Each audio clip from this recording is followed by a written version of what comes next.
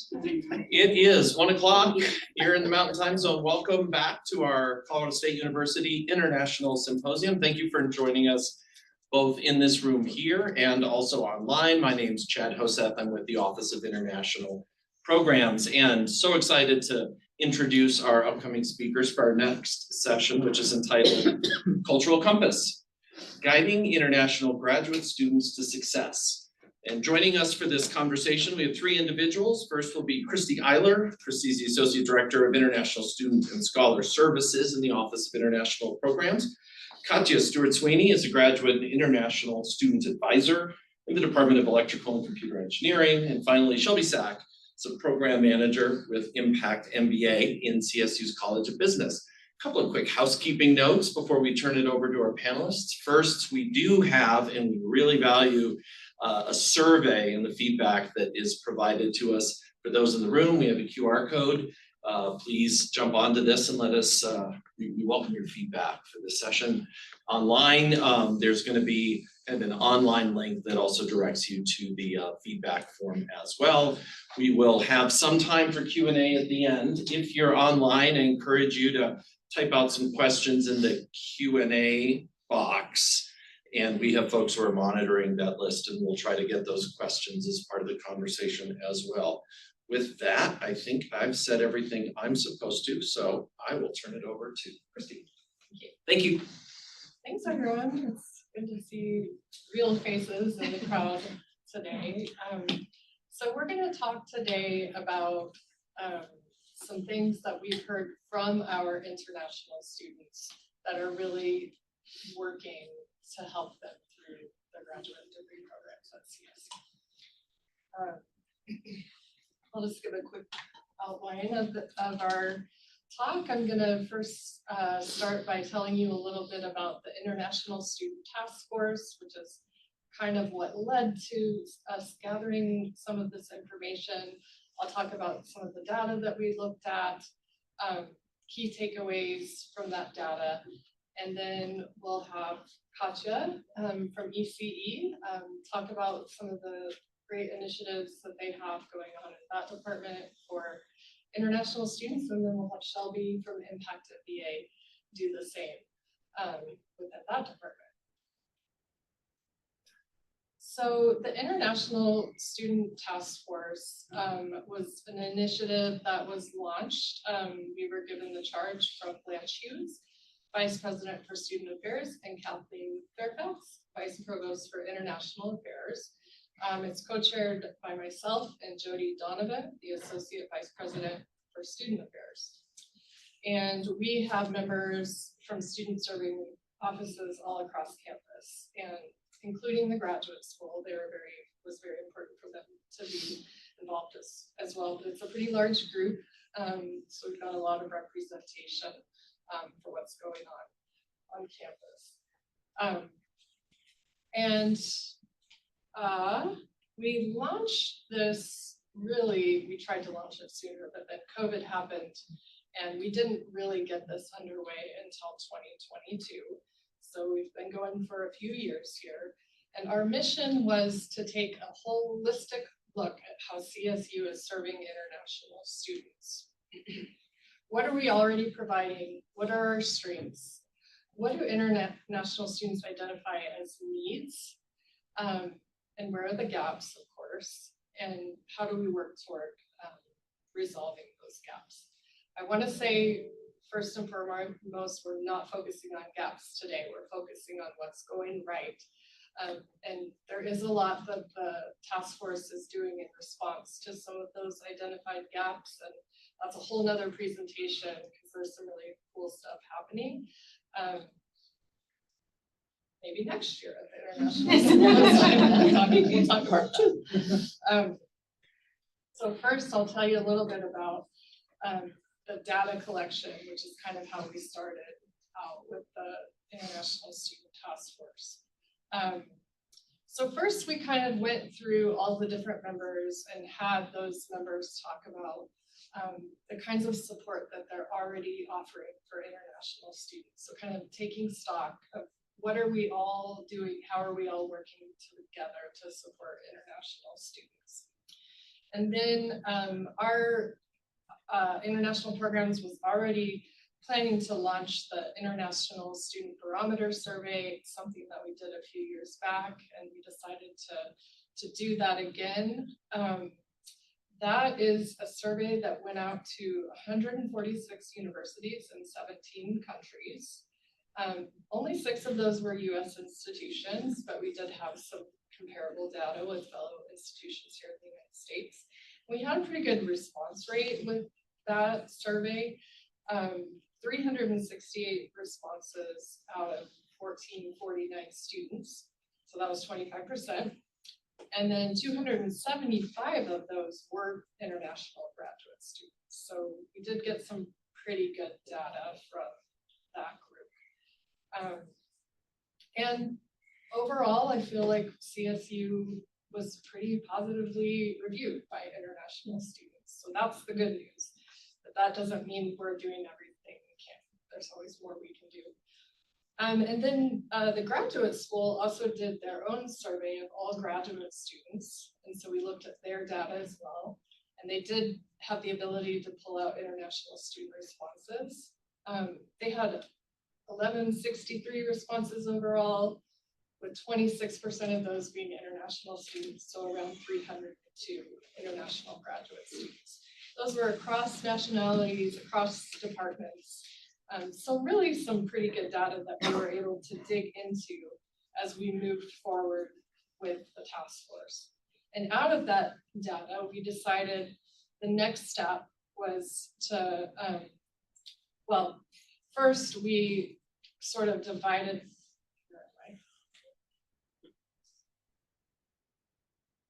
yes, so first we divided into subcommittees based on some of the key themes that we were hearing and looking at all of this. And so we formed the onboarding and transitions subcommittee with a focus on housing, registration, resources for spouses and children, and orientation.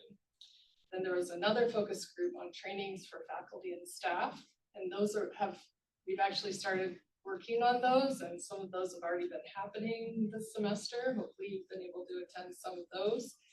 And then the third group is the one that I was in and that we're talking about today, and that was graduate student support. So all 3 of those subcommittees held focus groups with international students, and we asked questions based on some of the themes that came out in the data that we looked at. The graduate student support focus group focused on the transition to graduate school, so pre-arrival and arrival on campus, challenges and barriers to success, degree completion and time to degree completion, and then career support. And we had around 40 students attend those, and they were small groups, so hopefully everyone was able to have their voice heard during those groups. And then just quickly, some of the key strengths that were identified. Peer support programming within departments and even across departments are something that international students really value and really want to have. They want to be able to make those connections, and we have some of that happening at CSU. The Writing Center is considered a key resource by international students. They really appreciate that. ISSS does pre-arrival orientations on a variety of topics for international students, and they really valued those. They also appreciated the quick issuance of I-20s so that they're able to get their visas on time to come and study when their semester starts. They really appreciated orientations on transportation and even biking around Fort Collins. And the reason I invited Shelby and Katya to present with me today is that we heard a lot of really positive things from students in the Impact MBA program and the electrical and computer engineering program. So we thought, why not invite these folks to talk about what they're doing, because students really appreciate what they're doing. And then key opportunities for growth that we identified through these focus groups. Like I said, sorry, I'm skipping ahead. They would like better pre-arrival communication. They want to have a better idea of what's going on prior to their arrival. And then clarity of academic requirements early on and throughout their degree programs. Practical support services, just knowing how to open a bank account, how to buy a car, those kinds of things. And they would really like to see an international student survival guide created by their peers, like people who have gone through this and they know what the challenges are. So that is something that we're trying to work towards. They would like to see more cultural competency, emotional support, and inclusive practices within their departments. And I just want to say, all of this is not to say that anyone's doing a bad job. These are the things that we heard from students. And beyond ECE and Impact MBA, we have incredible partners across campus. I know that you're all working hard for international students, but I think it's important that we do talk about these gaps. And then one thing is that they mentioned there's a lot of outdated policies on folks' websites. I know we have outdated policies and links on our website. So keeping up to date with policies and resources and the unification of that information across departments at CSU. We heard that on the undergraduate side as well. And then they want more community connection and peer support. Like I mentioned previously, of course they want more funding opportunities. I know that's very challenging, but that's a key thing for graduate students. And then improved career support and professional development opportunities. That's the other thing that she mentioned.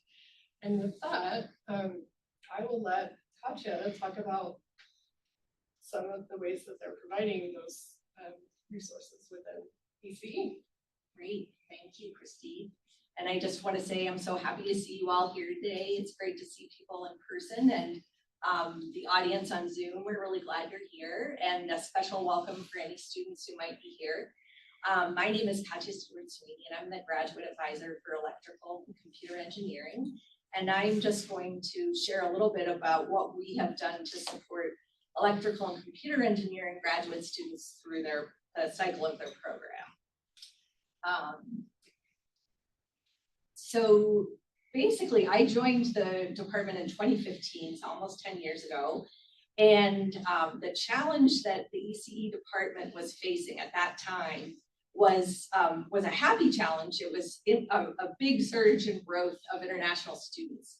And so at that point, there was one advisor who was advising second, third, and fourth year undergraduate students and all the graduate students. So at the same time, the grad population had grown to about 200 students, and it was 70% international students. And that group has very specific and important needs. So obviously it was way too much for one staff position to manage. So the solution at that point for the department was to create a position. And actually back then it was partly funded with Into that used to be here. So the solution was to create a new position, and it was called Graduate and International Student Advisor. I was hired. I was so excited to take on this new role. And I was charged with designing systems that actually would center the needs of the international students. Basically, today I just want to share a few things that we put into place and things that we've added over the years. And hopefully that'll be helpful to some of you and or at least interesting. So keeping up with my slides here. So when I was taking on this challenge, I had come to electrical and computer engineering from another college, And while I was there advising students, I discovered this passion that I had for work with international students. So then that made this role really exciting for me. And then I wanted to work with the experts on campus to help me meet that challenge. And so I reached out right away to the team of ISSS advisors, International Student and Scholar Advisor team. And as I recall, I invited them all to coffee at a nearby coffee shop. And luckily they were gracious and they all came. I think there were maybe 5 at that point. And we just sat around the table and I learned more about what their roles were and what their team offers the graduate international students on campus. And then most importantly, I just asked them, what could I be doing in this graduate advisor role that would help our students the most? And so it really was the beginning of a crash course for me in getting trained on the immigration policies and all the ins and outs that international students have to navigate when they're studying on a visa.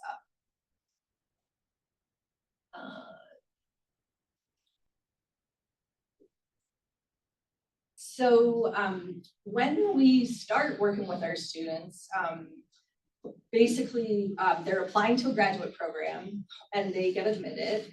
And then we have a lot of communication over email.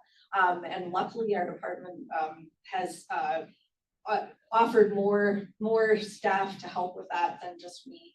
And so we get a lot of questions and we have a lot of back and forth over email.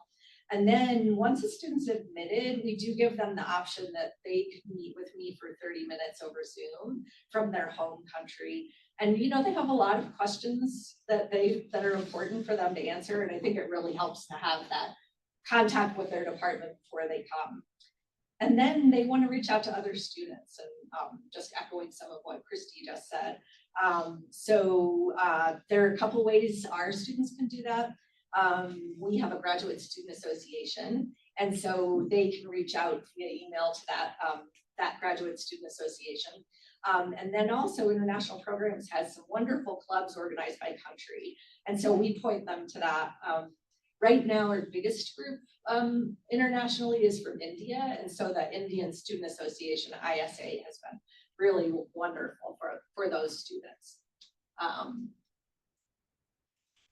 And then for orientation,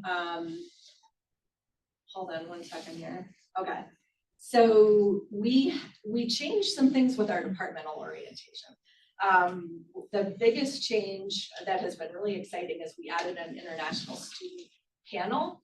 So this is about 4 continuing international students in ECE, and we get variety by country and by program. So MS students and PhD students, we have gender balance in there too.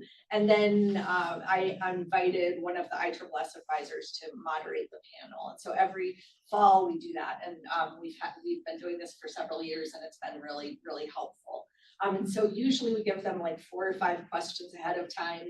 And it could be about academics or cultural adjustment, or a really popular topic is snow, because a lot of students they come here and they experience snow for the first time. So we talk about what winter's like and where you can go get winter clothes.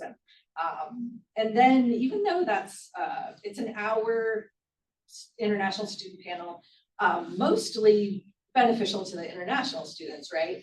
But the domestic students stay for that and they learn about their new community, you know, and what most of their classmates did to come and study. So, and then with student input, one of our international students came to me and said, you know, I have a suggestion.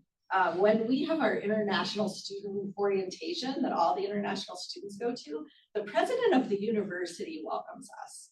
And I was like, oh, that's a good point, because before that time, I would just be the host for orientation. And so after that, I just invited our department head to always welcome the new incoming grad students with me. And I think that was really important, that the person at the top of the organization is welcoming them. They've come from across the world, you know. So, and then lastly, our graduate student association co-hosts those orientations with me now. which is really nice. So it's really they see how important students are from the beginning. Okay, so another thing that I did with our normal advising offerings is I started to offer drop-ins. One reason that I did that, so these are 1 hour drop-ins where they don't need an appointment, and I kind of modeled that over after ISSS offers that. So our international students are already used to that kind of service. And that way they don't have to wait for an appointment. Sometimes it's more appropriate to have a scheduled appointment. And then I let them know that, but that's been really helpful. And since the pandemic, we have realized it's much more efficient just to do it virtually. So that's how we do it now. And then the biggest change that I have made is with the department's approval, I shifted the approval process for all the immigration related forms to be reviewed by me instead of the student's faculty advisor. The students, they have several forms that they have to have electronically submitted and approved over the time of their program. Why did we make that change? One of the reasons is those forms are important and there needs to be a speed of response. And it isn't really practical for faculty to do that. They have their classes, their research. And then once I came on and took on the responsibility of learning about all of the forms and the visa regulations and the implications, it seemed better for me to do it. And then I could help the students avoid any visa issues that could come up. And then I always knew that I could have my kind of like my bat phone to call ISSS advisors. And if there was a situation that came up that I hadn't dealt with before, or I wasn't sure if I should approve, that has worked out really well.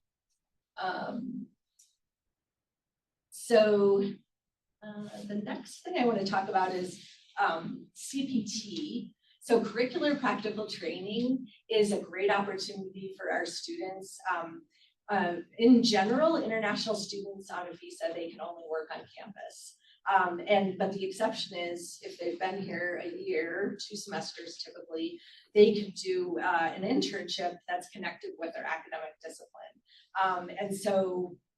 It's just a great opportunity for them to have application of what they're learning in the classroom, more experience. It's going to help them in their job search later on. And before I had come, ECE had created a 1-credit independent study course that non-research students could take, and they write a paper about their internship, and that way those students can have the internship opportunity as well. Related to career, I just wanted to mention that ECE helped ISSS and the Career Center to fund the InterStride career platform for all CSU international students. And that is a wonderful new service and really, really great to encourage. If you have students, please point them to this. You could just use the QR code and find out more about it. And basically having more support for career search, internship search, even help with some getting visas and things like that. And then occupational practical training is another opportunity at the end of the program. So students get to, after they've spent years in their very specific discipline, they get to apply for OPT. So ECE is a STEM field, science, technology, engineering, and math. And students can apply for a 1-year OPT in their field in the US upon graduation. And then when they secure a position, the company can apply on their behalf for up to a 2-year extension. And so I believe that's 1 year longer than most OPT, is that right? 2 years. It's 2 years. Oh my goodness, it's even better than I knew. So that's just a wonderful opportunity.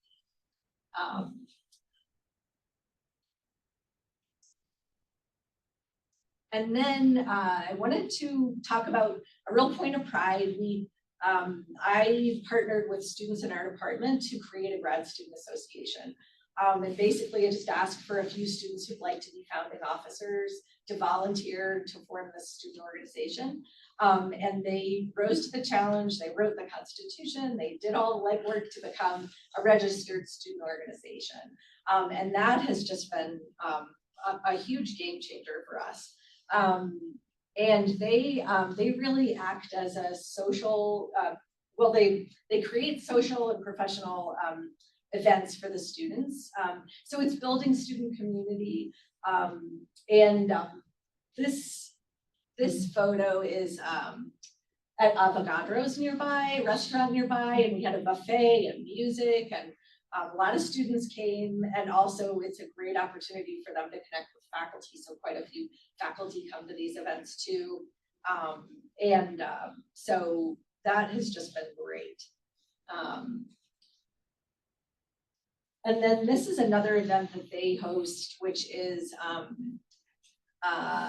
it is a new student picnic, basically. And so we wanted to provide a really nice event to welcome especially the international students who came so far to study. And so we'll host they run it all and they host the picnic. And it's usually at a nearby park, like City Park or Gardens on Spring Creek.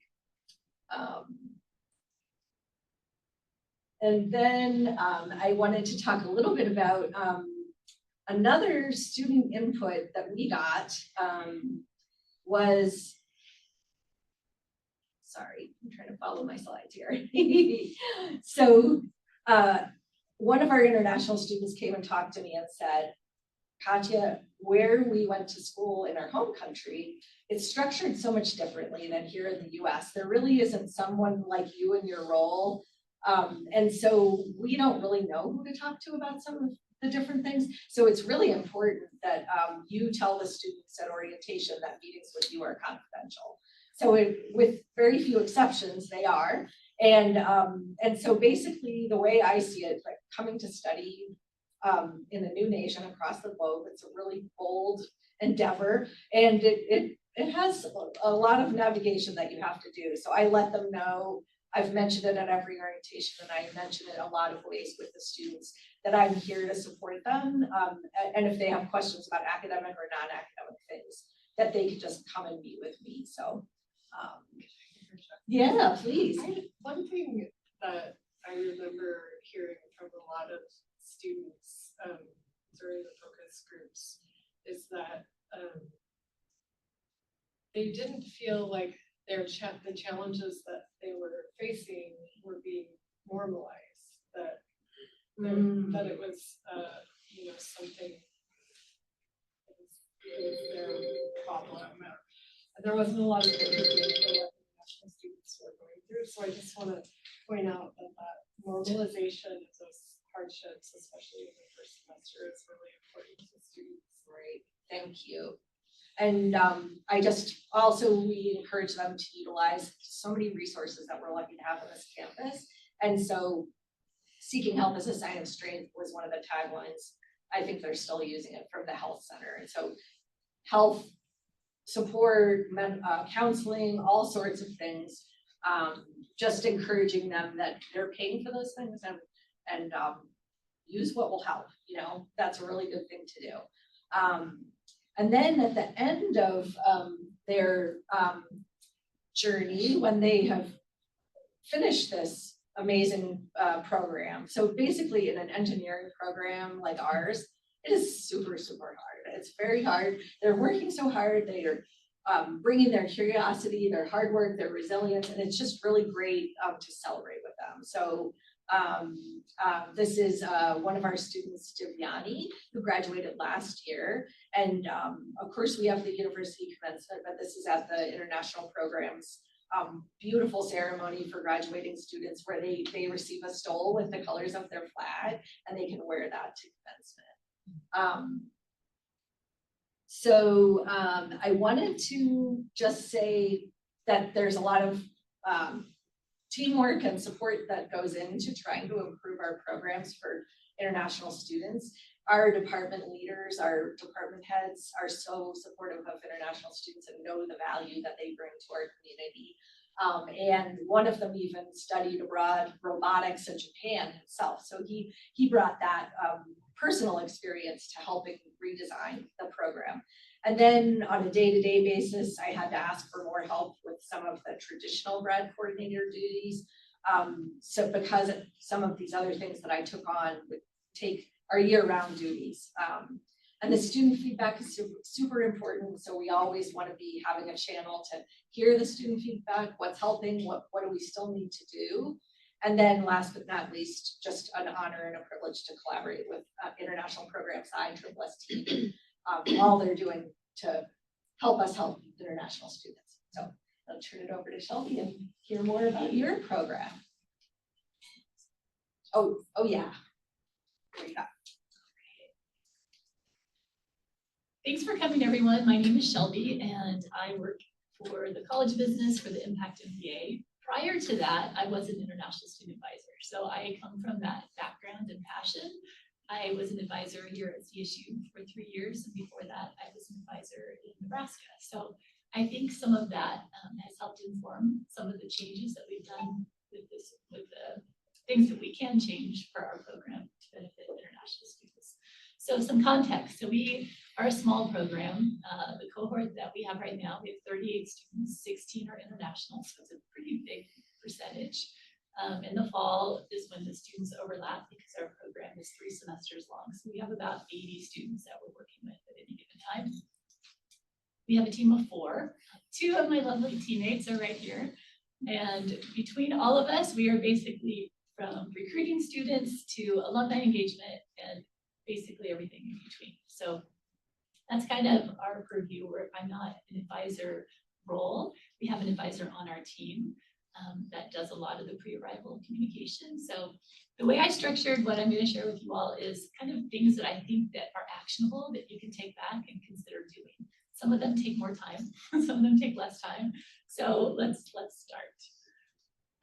This is one that is a big passion project. Christy and I went to DC years ago to establish this Organization of American States Scholarship, this partnership, this MOU. So it is a, if you don't know, Organization of American States are the 32 countries that are basically South America, Central America, and the Caribbean, and Canada, and the US actually. And this scholarship is a tuition discount, and it's for every student at CSU. So this, even if you don't have some scholarship funding in your own department, this is something that you can take advantage of yesterday. And this, combined with the Global Partner Award, is something that can really help you attract more students. So we can't support them if they never come. So this is the first step, is to connect with Nate in the Office of International Programs and get more information and share this. If you're on the admissions team, or if you have some part before people are coming, if you can talk to faculty who are reviewing applications. But in addition to graduate assistantships, this is a great way to bring students here. I know we are limited on the number of graduate assistantships that we can offer, and so this is not combinable with a graduate assistantship. So this is something you can offer above and beyond your allocated number of assistantships. So check out the scholarships, connect with Nate, and then you get more international students here. Pre-arrival communication, I won't harp on that one much because I think it's already been covered, but we have an advisor. She does one-on-one calls with all of our incoming students. It's so important. You know, we send a lot of information and people read some of it, probably not all of it. And so I think having a chance, giving them that time, 45-minute slot to get all of their questions answered is so important, because we don't know what their questions are. You know, we can't know unless we ask. So that is a super important step. This one is something that we worked on as a team for a long time. And I think because we've been at it for a long time, we have some more leverage on this. But I think making changes to the curriculum so that there is a requirement for experiential learning. So we have an internship requirement. The internship requirement makes it very easy for them to apply and be approved for CPT. Otherwise, you have to do all sorts of crazy shenanigans to get it attached to a class, right? So it's really important to think about it in the forefront and build it into the curriculum if you can. So if you have any sphere of influence around that, I think it's a huge opportunity to really benefit international students. The other thing that we did is engineering is clearly a STEM field. Business is kind of a gray area, but our program in particular focuses on greenhouse gas accounting, life cycle assessment. Those classes are cross-listed with engineering.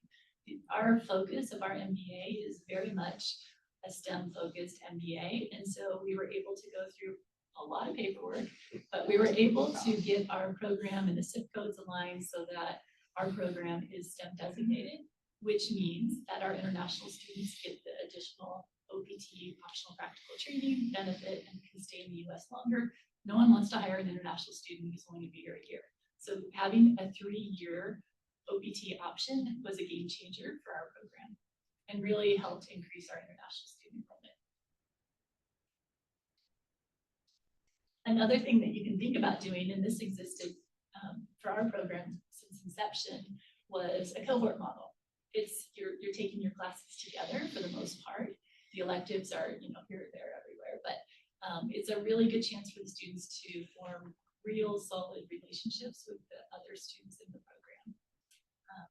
And yeah, here's some of the other part that we do is the co-curricular learning. So, we know they're kind of moving through the program at the same steps and stages. And so we're like, okay, they're getting close to applying for their summer fellowship. So what would help them? Maybe we should do a resume building workshop or strength finders, or trying to time it along with their educational journey because it is a cohort model. This takes a lot of work, but it is so worth it. So all of the students in our program have a required summer fellowship, fancy word for an internship. It's a 400-hour program. They get paid, and as a program, we go out and we recruit companies. So we just wrapped that up. We recruited 56 companies for our 38 students to choose from, and then they apply to 5 to 7. We do a matching process and place them with the company. They work 10 weeks full-time in the summer. So it's a huge lift, but so worth it for the students to get actual experience in sustainability on their resume. And there's all sorts of co-benefits that go along with this recruitment process. We are able to, even if the company doesn't have internship position or deliverable that they need completed over the summer, they might have a job. We can share that with our graduating students. And just that company outreach has been extremely beneficial for job placements and for, staying current with the curriculum. It's the outreach that you can do is limitless, really.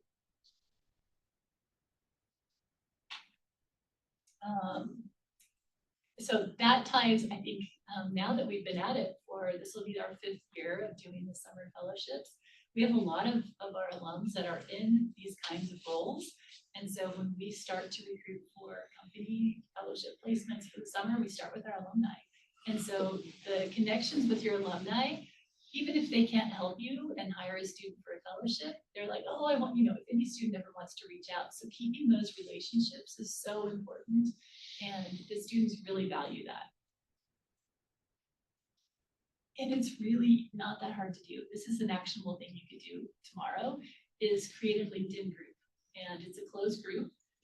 It gives some exclusivity to it. So, if we have a job posting from an alumni or someone that we've reached out to in our connections and networks, and we post it in this LinkedIn group, and it's like another added benefit for career prep and support for students looking for positions. So it's not that hard to do.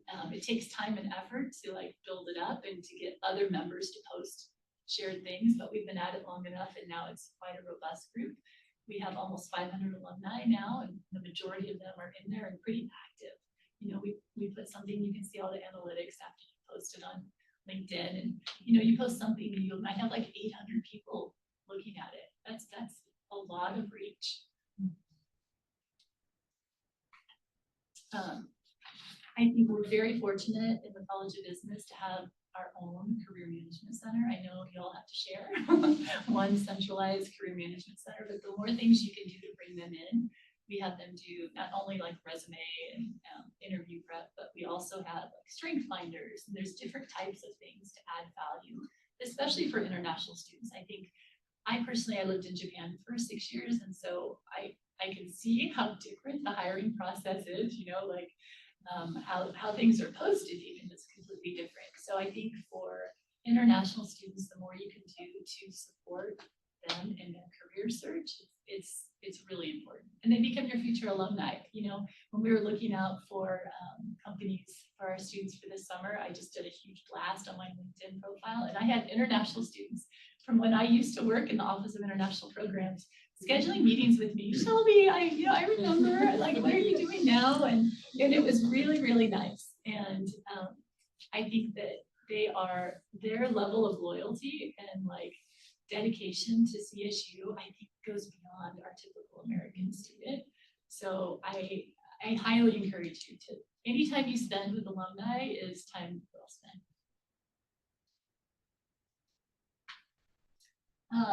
And I think this has been mentioned, but I think just appreciating their culture, asking about, like, doing a search, you know, like we had two students from Bangladesh. We haven't had that for a while.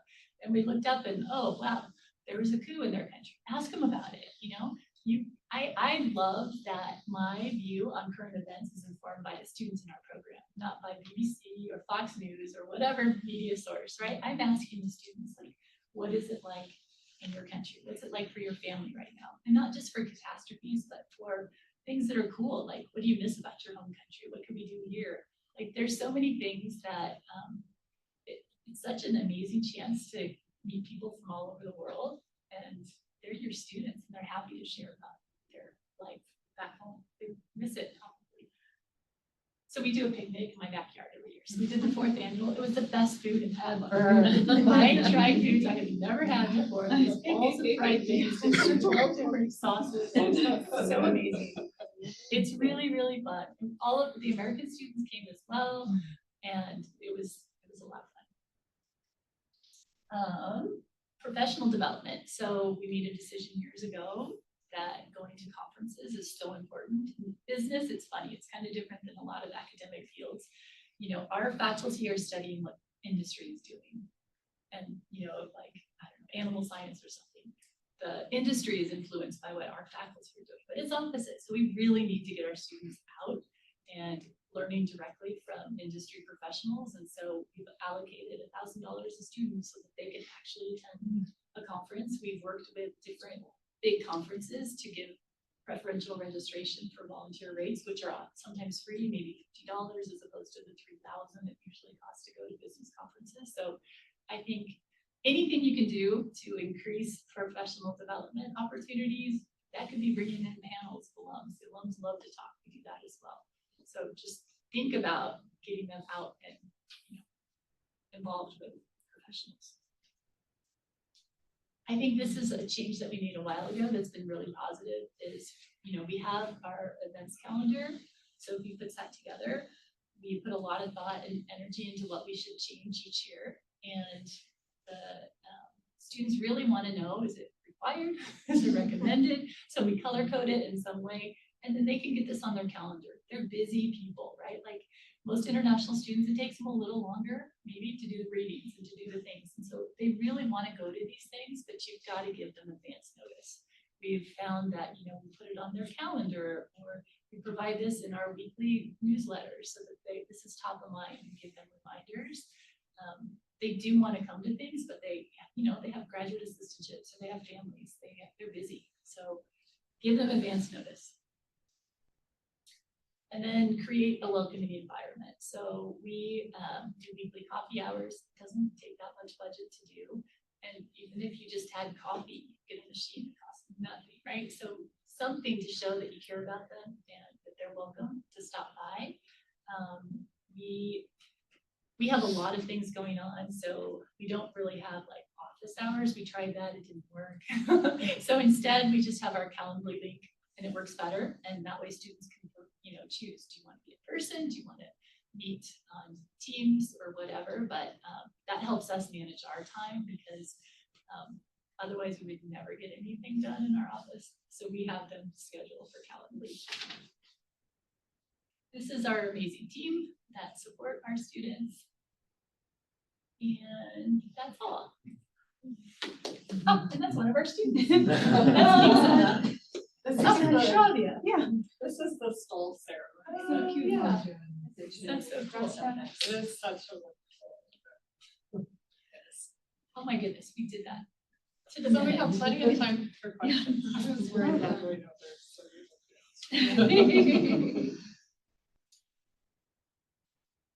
So what advice would you have for departments that have a much smaller percentage of international students in their graduate population? You know, like both of you all have quite a big number and it seems like it's possible to do a lot, but some departments don't. Any ideas? So I think my opinion is that all the things that Katya and Shelby are doing, they're not just doing those things for international students, they're doing it for all of their students. And I think if you think about providing these kinds of support systems for everyone, international students are on, you know, they're gonna benefit from it as well, so. I don't know if you have more to share.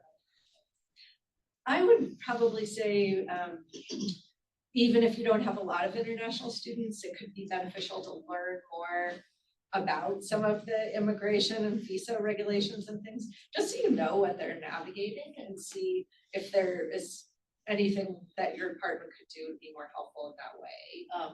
And then also just getting more knowledgeable about the services ISSS offers, so that you could let those students know about that right away. And have that be part of your, maybe the materials you send out when you admit a student or those, and then I loved some of the social things that you were talking about and, you know, being curious about your students' home country or their experience or, you know, so I think a lot of it is just being curious and welcoming and that welcoming for everyone, so. And ISSS is more than happy to meet with departments and talk about our services, so feel free to reach out to me if you'd like to do that. I'd be happy to help set something up. Kind of related to that, how did you, or maybe it's still on the horizon, I'm not sure, but like, how are you disseminating what you learned from the surveys and the focus groups and all of the data collection that you've been working on? Yeah, actually, that's something we've been talking about in our last few meetings, and I do think eventually we are gonna have a presentation maybe at the International Symposium where we were talking about doing it at the Inclusive Excellence Conference.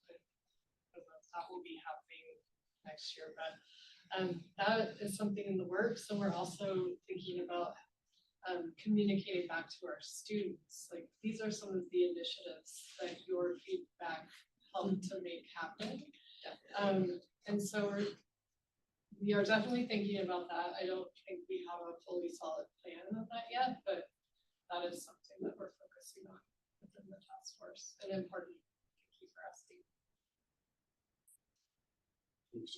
Maybe it's not it's out of the scope of the conversation, but how do you recruit those students from coming? How do they find out about your programs, MBA and electric, and they come, and how do you do that? You know, I think it's like a snowball, right? So like at the beginning, and I think with LinkedIn, you know, you can see everybody's path of where they went to school. And so you have one student from Ghana, you're gonna get 500 applications the next year from Ghana. And I think that's how it has rolled for us. You know, as soon as we have one student from that country, the next thing you know, we have so many applications from that country. We've never had a budget to like recruit. It's mostly like LinkedIn and I think the student outreach. Yeah, I think a lot of students telling other students or students who want to become students. And then some places where we have a lot of students, our department head has gone on recruiting trips, like last year with President Parsons to India, and they went to quite a few schools, maybe 6 big schools there, and they did meetings with applicants there and then we also have partnered with the International Enrollment Center in OIP to do some Teams recruiting, which is very low. It's like no cost basically, but basically having it's like a Zoom meeting. And we've done those for international applicants, where we'll have someone from OIP talk about Fort Collins and the campus for 5 minutes, and then the department head will talk about the department, then we have a student talk about the student experience, and then they've done a lot of Q&A, but the IEC team handled we provided the artwork, but they sent out invitations, they did reminders, RSVPs, and then told us who, so they did like all the hard work, honestly, but we had, but we had all, that, one of those events, we had almost all the students who attended that comp. So it was, things like that, like, we're like, well, we'll try it, but it ended up being way more successful. So I think sometimes you just come up with some brainstorming between you and your team and folks in international programs. And it's amazing what you can do. I can add, we did webinars like every other week for a long time, and that was successful to a point, but then So they're like info sessions kind of about your and that's program? just something you put on the website, people could see and register for, that's good. Are there any questions coming in from Zoom? Not right now. Okay. I have questions. Christy, when you were showing the poll results at the beginning for kind of like the gaps in supporting international students, was that specific to graduate students or Yes, for all That was international students? specific Okay, to graduate students. okay, thank you for clarifying. Although a lot of it overlapped. Too.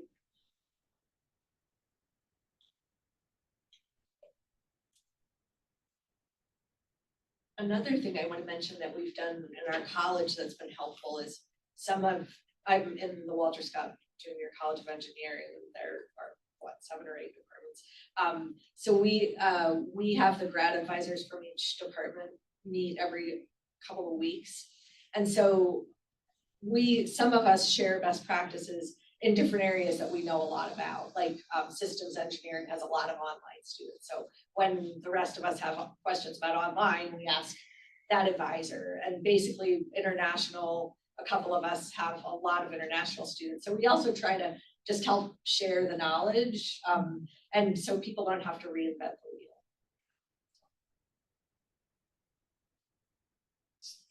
No offense, this one's more for Katya and Shelby, if that's okay.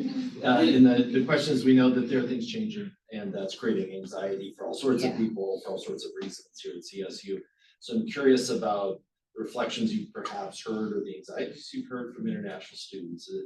Has that kind of found its way to you? And then what are you doing, or what would you recommend departments and departmental level support do in terms of engaging with international students? Good question. We did little fellowship coffee chats just to get an idea from the students, for all the students, little small groups about the type of projects they're interested in for their summer fellowships. And there was a lot of anxiety and concern around the change in administration and what that means for work authorization, and are they going to have an opportunity to stay and get a job in the US afterwards. And I think as leaders, our role is really to be like, you're in school at a good time, and you don't need to worry about this problem for a while, and hopefully by then it will be sorted out. I don't know, I think building on the anxiety, I tried to like de-escalate, like this is not a problem for you now, and we have, this was our most successful year yet in recruiting companies to work on sustainability. So like that is, these are all positive signs, and I think that's not to negate and that bad things will happen, because last time we had this administration, we went down 4 international students. So it's something we're concerned about, but I think trying not to share that level of anxiety with the students and let them know they're in school and they're kind of in this insulated, protected place for the moment. Yeah, helpful to hear. I would say the main thing that I'm hearing right now is from students who are just about to graduate, and they're very concerned about their job search, and also some PhD students or students who are about to graduate with their master's thesis, and they were thinking about staying for a PhD, but they're concerned about will there be funding if they decide not to do their OPT, which they could do after MS, and then our PhD, would they possibly lose that funding? So, and I mean, I just try to be honest, and also we don't know a lot of the answers right now. But in particular, we had an International Women's Day event in our department collaborating with CS last week. And I had a couple of one-on-one conversations with students where I was just basically giving them pep talks about, you have a 4.0 GPA, you did an internship in your field, you have gotten all these interviews, you are a catch. And so don't give up, keep doing it. And this inner stride, use all the resources. So use more resources. But our career placement in our department last year, or the last couple of years, has been 100%. And so, and they're getting really good salaries and they're working in their fields. And so I just tell them, you are doing really important work, just keep at it. And yeah, so, but there's a lot we're all worried about, yeah. Can I add something? Yeah, please. As a thing that I've been hearing also from the Impact MBA is like concern about, or not concern, but we've had to tell international students that they may have to educate potential employers. And this may not be as common in certain fields, but we found our students will get into interviews and then the interviewer, they'll find out that they're international and then they just won't move them forward. They'll say, oh, we can't hire international. They don't understand. It's just ignorance. Like they just don't know.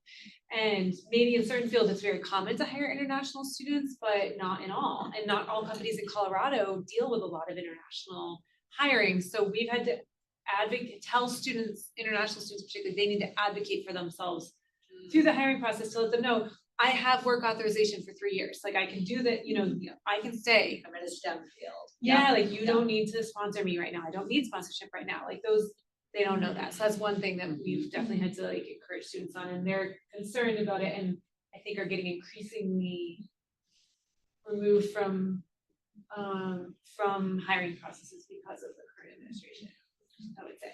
So, and we've had some disappointments with some companies that, we're talking to them, they're applying, and then they get the applications and they're like, oh, yeah, we're not gonna interview the international students.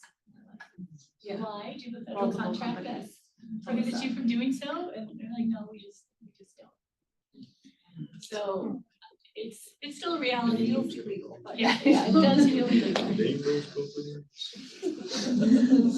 Now I will ask, so if departments, faculty, students have questions about policy changes, Christy, do you mind telling them where to go? Yeah, we are keeping Greg actually is in charge of that. He's keeping our website updated with any policy changes that are impacting international students.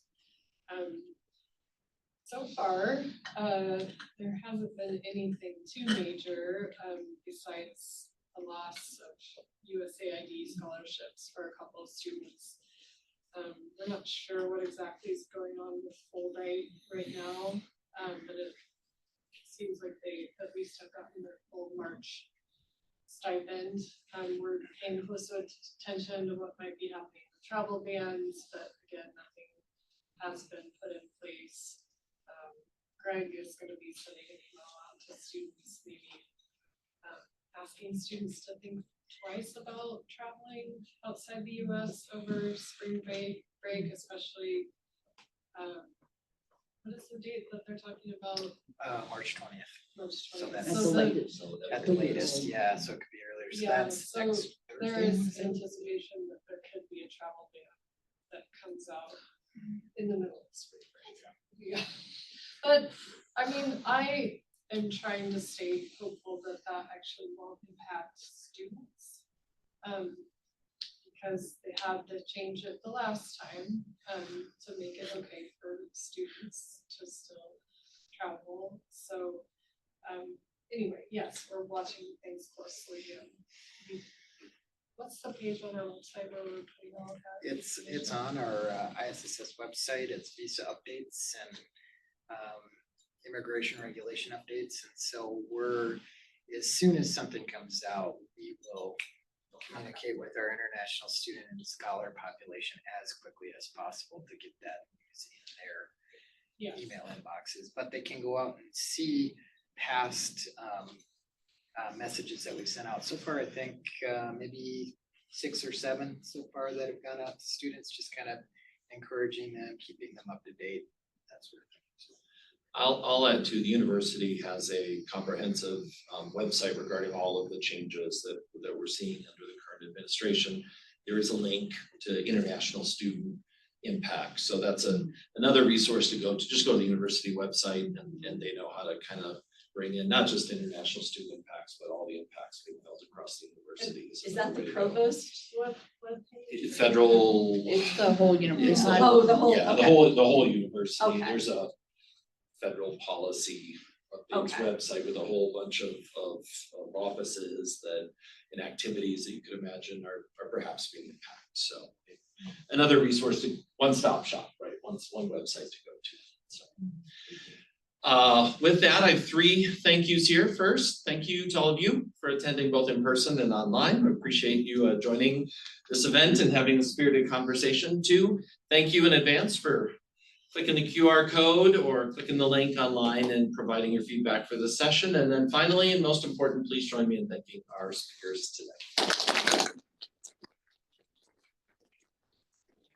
Session begins in 30 minutes. Thank you. Thank you. I have ECE stickers and I have a business card.